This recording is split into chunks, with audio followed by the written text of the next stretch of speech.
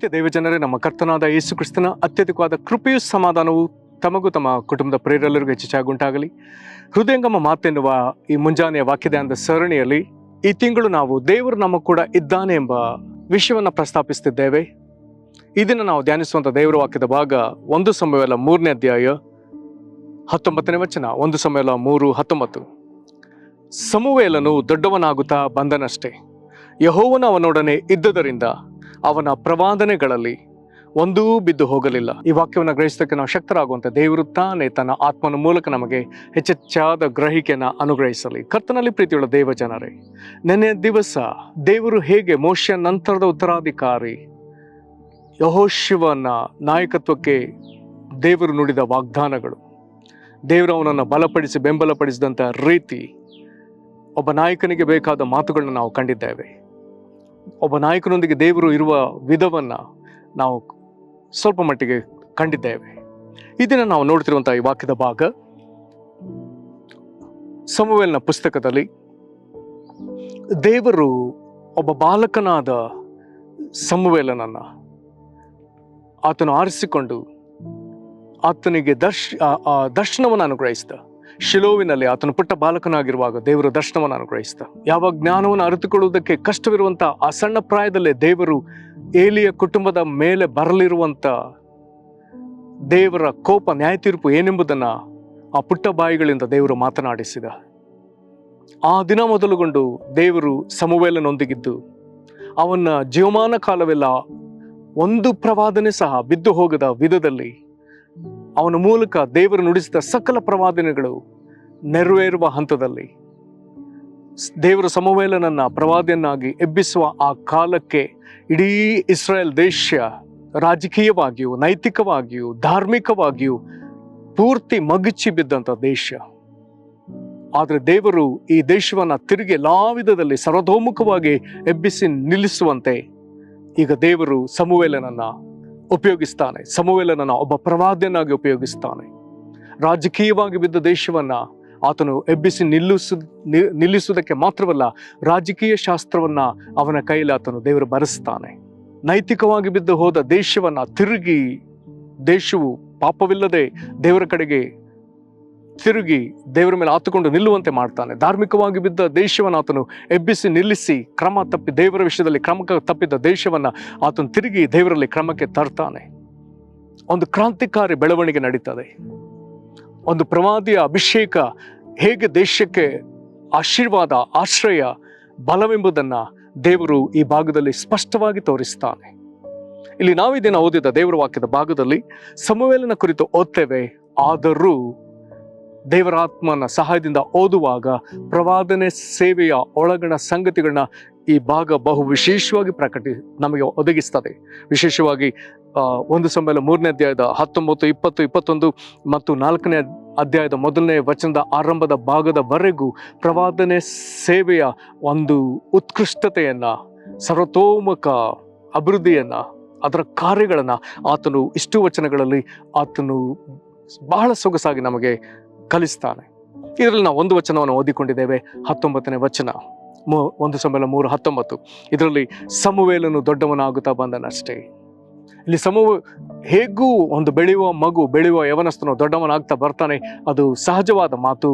ಆದರೆ ಪ್ರವಾದನೆ ಸೇವೆ, ಪ್ರವಾದಿಯಾಗಿ ಕರೆಯಲ್ಪಟ್ಟವನಾದ ಇವನೊಳಗಿಂದ ಪ್ರವಾದನೆ ಸೇವೆ ಅದು ಹೇಗೆ ಬೆಳೀತಾ ಬಂತೆಂಬುದನ್ನು ನಾವು ಈ ಚರಿತ್ರೆಯಲ್ಲಿ ಗಮನಿಸಬಹುದು.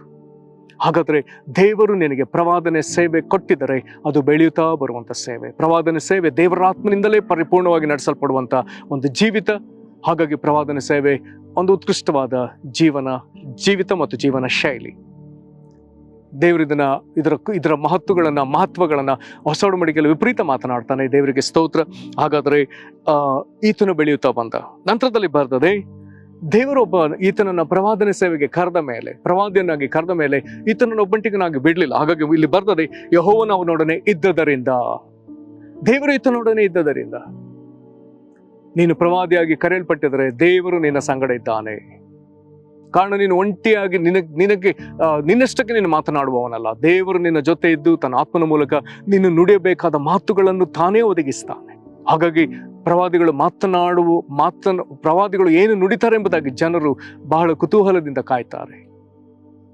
ಕಾರಣ ದೇವರವರ ಸಂಗಡ ಇದ್ದು ಆತ ನುಡಿತಾನೆ. ಮತ್ತೆ ಬರ್ತದೆ, ಅವನ ಪ್ರವಾದನೆಗಳಲ್ಲಿ ಒಂದೂ ಬಿದ್ದು ಹೋಗಲಿಲ್ಲ. ಪ್ರೇರಲ್ಲಿ ಗಮನಿಸೋಣ, ಸಮುವೇಲನ ಜೊತೆ ದೇವರು, ದೇವರ ಜೊತೆ ಸಮುವೇಲನ, ಈ ಒಡನಾಟ, ಈ ಒಂದು ಬಂಧ ಬಹಳ ಪ್ರಾಮುಖ್ಯವಾದ ಸಂಗತಿ. ಈತನೊಂದಿಗೆ ದೇವರಿದ್ದಾನೆ. ಈತನೂ ದೇವರ ಪ್ರಸನ್ನತೆಯನ್ನು ಕಾದುಕೊಳ್ಳುವುದರಲ್ಲಿ ಈತನು ಬಹಳ ಗಂಭೀರವಾಗಿ ಈ ವಿಷಯದಲ್ಲಿ ಆತನು ಜಾಗೃತನಾಗಿದ್ದಾನೆ. ದೇವರ ಪ್ರಸನ್ನತೆಯನ್ನು ತನ್ನೊಂದಿಗೆ ಉಳಿಸಿಕೊಳ್ಳುವುದಕ್ಕೆ ಆತನು ಜಾಗೃತನಾಗಿದ್ದಾನೆ. ಹಾಗಾಗಿ ಅವನ ಕುರಿತಾದ ಒಂದು ಒಳ್ಳೆಯ ವಿಷಯ ಇಲ್ಲಿ ಬರೆಯಲ್ಪಟ್ಟದೆ. ಬಹಳ ಶ್ರೇಷ್ಠವಾದ ಸಂಗತಿ.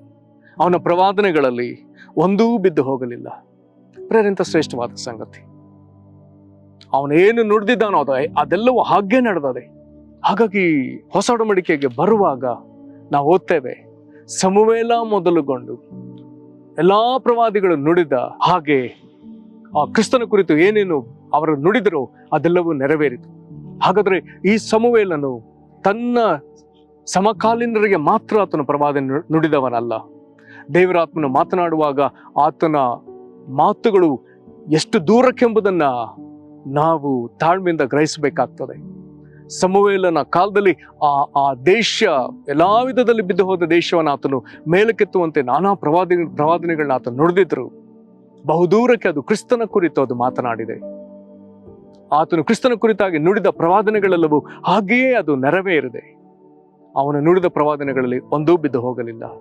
ಪ್ರೇರೆ, ನನ್ನ ದಿವಸ ದೇಶವನ್ನಾಳುವ ನಾಯಕನ ಕುರಿತಾಗಿ ನುಡಿದ್ದೇವೆ. ಆತನೊಂದಿಗೆ ದೇವರಿದ್ದಾನೆ. ಇದನ್ನ ಪ್ರವಾದನೆ ಸೇವೆಗಾಗಿ ಕರೆಯಲ್ಪಟ್ಟವರ ಜೊತೆಗೆ ದೇವರಿದ್ದಾನೆ. ಆತನ ಈ ಸೇವೆಯನ್ನು ಬೆಳೆಸುವ ದೇವರು. ದೇವರಾತ್ಮನ ಬಲದಿಂದ ಯಾರು ನುಡಿದಿದ್ದಾರೋ ಅವರ ಮಾತುಗಳಲ್ಲಿ ಒಂದೂ ಬಿದ್ದು ಹೋಗದಂತೆ ಮಾಡುವ ದೇವರು. ಪ್ರೇರೆ, ಹಾಗಾದ್ರೆ ನಿನ್ನ ಕರೆ ಏನೆಂಬುದನ್ನು ದೇವರ ಮುಂದೆ ತಿಳ್ಕೊಳ್ಳುವುದಕ್ಕಾಗಿ ಪ್ರಯಾಸ ಪಡು. ಆ ದೇವರು ನಿನಗೆ ಕೊಟ್ಟ ಕರೆಯಲ್ಲಿ ನೀನು ನಿಂತು ದೇವರ ಪ್ರಸನ್ನತೆಯಲ್ಲಿ ಇದ್ದು, ದೇವರು ನಿನ್ನೊಂದಿಗೆ ಯಾವಾಗಲೂ ಇರುವವನಾಗಿದ್ದು, ನೀನು ದೇವರಾತ್ಮೆಯಿಂದ ಪಡ್ಕೊಂಡ ನುಡಿಗಳನ್ನ ನುಡಿಯುವಾಗ ಅವುಗಳೆಲ್ಲವೂ ನೆರವೇರಲಿ. ಅದು ಅನೇಕರ ಜೀವಿತವನ್ನ ಕಟ್ಟಲಿ, ನಾಡುಗಳನ್ನ ಕಟ್ಟಲಿ. ಹೇಗೆ ಪ್ರವಾದಿಗಳ ಸೇವೆ ದೇಶಕ್ಕೆ ಆಧಾರವಾಗಿತ್ತು, ಈ ದಿನಗಳಲ್ಲಿಯೂ ದೇವರಾತ್ಮನಿಂದ ನಡೆಸಿಕೊಳ್ಳುವವರ ಸೇವೆ ದೇಶಕ್ಕೆ ದೊಡ್ಡ ಆಧಾರವೂ ಬಲವೂ ಆಗಿರಲಿ. ಪ್ರಾರ್ಥನೆ ಮಾಡೋಣ. ಮಹಾಕೃಪೆಗಳ ಪರಲೋಕ ತಂದೆ, ಪ್ರವಾದನೆ ಸೇವೆಯ ಮಹತ್ತನ್ನ ಈ ವಾಕ್ಯ ಭಾಗಗಳಲ್ಲಿ ಕರ್ತನೆ ಬಹಳ ಉನ್ನತವಾಗಿ ಉತ್ಕೃಷ್ಟವಾಗಿಯೂ ಪ್ರಕಟಪಡಿಸಿ ಕರ್ತನೆ ಅದೇನೆಂಬುದನ್ನು ತಿಳಿಪಡಿಸುವ ದೇವರೇ ನಿನಗೆ ಸ್ತೋತ್ರ. ಕರ್ತನೆ, ಇಲ್ಲಿ ನೀನು ಪ್ರವಾದಿಯಾಗಿ ಆರಿಸಿಕೊಂಡ ಆ ಕಾಲದ ಸಮುವೇಲನು ಕರ್ತನೆ ದೊಡ್ಡವನಾಗುತ್ತಾ ಬಂದನಷ್ಟೆಂಬುದಾಗಿ ಹೇಳುವ ಮಾತಿನಲ್ಲಿ ಪ್ರವಾದನೆ ಸೇವೆ ಅದು ಬೆಳೆಯುತ್ತಾ ಬರುವಂಥ ಸೇವೆ ಎಂಬುದನ್ನು ನಿನ್ನಲ್ಲಿ ತೋರ್ಪಡಿಸುವುದಕ್ಕಾಗಿ ನಾವು ನಿನಗೆ ಸ್ತೋತ್ರ ಸಲ್ಲಿಸ್ತೇವೆ. ಕರ್ತನೆ, ನೀನು ಅವನೊಂದಿಗೆ ಇದ್ದಿ ಮತ್ತು ಅವನು ನುಡಿದ ಪ್ರವಾದನೆಗಳಲ್ಲಿ ಒಂದು ಬಿದ್ದು ಹೋಗದ ಹಾಗೆ ಆತನ ನಡೆಸಿದಕ್ಕಾಗಿ ಸ್ತೋತ್ರ. ಈ ದಿನಗಳಲ್ಲಿ ನಡೆಸು ಸ್ವಾಮಿ. ದೇವರಾತ್ಮ ಭರಿತರಾದ ಜನರು ಎದ್ದು ಮಾತನಾಡಲಿ, ಅವರ ಪ್ರವಾದನೆ ಸೇವೆ ಬೆಳೆಯಲಿ. ನೀನು ಅವರೊಂದಿಗೆ ಇರಬೇಕೆಂಬುದಾಗಿ ನಾವು ನಿನ್ನನ್ನು ಒತ್ತಾಯಪಡಿಸ್ತೇವೆ. ಕರ್ತನೆ, ನಾನಾ ವಿಧವಾದ ಮಾತುಗಳು ಜನರ ಕಿವಿಗೆ ಬಿದ್ದು ಅವರು ಕಂಗೆಡುವಂತೆಯೂ ಅಧೈರ್ಯಗೊಳ್ಳುವಂತೆಯೂ ಮರಣ ಭಯ ಪೀಡಿತರಾಗುವಂತೆಯೂ ಕರ್ತನೆ ಅನೇಕರ ಜೀವಿತವನ್ನು ಕೆಡಿಸ್ತಿರುವಂತಹ ಕಾಲದಲ್ಲಿ ಜೀವಸ್ವರೂಪನಾದ ದೇವರೇ, ನಿನ್ನ ಸ್ವರಗಳನ್ನು ಕೇಳಿ ಅದನ್ನ ಜನರ ಮುಂದೆ ಮಾತನಾಡತಕ್ಕ ಬಾಯಿಗಳನ್ನ ನೀನು ತೆರೆ ಮಾಡೆಂದು ನಾವು ಬೇಡಿಕೊಳ್ತೇವೆ.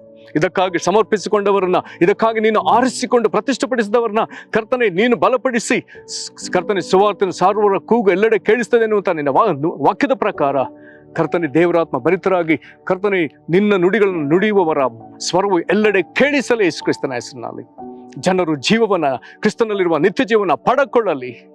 ಬಿದ್ದು ಹೋದ ಅವರ ಜೀವಿತಗಳು ತಿರುಗಿ ಎಬ್ಬಿಸಲ್ಪಡಲಿ, ಪುನಃಸ್ಥಾಪಿಸಲ್ಪಡಲಿ. ನಿನ್ನ ಪುನರುತ್ಥಾನದ ಶಕ್ತಿಯನ್ನು ಅನುಭವಿಸಲಿ. ಕರ್ತನೆ ಆಶೀರ್ವದಿಸಿರಿ. ಅಪ್ಪ ತಂದೆ, ಈ ಪ್ರಾರ್ಥನೆಯನ್ನ ನಮ್ಮ ಕರ್ತನಾದ ಯೇಸು ಕ್ರಿಸ್ತನ ಹೆಸರಲ್ಲಿ ಬೇಡಿದ್ದೇವೆ ನಮ್ಮ ತಂದೆಯೇ, ಆಮೆನ್. ಕರ್ತನೆ ನಿಮ್ಮನ್ನು ಆಶೀರ್ವದಿಸಲಿ. ವಂದನೆ.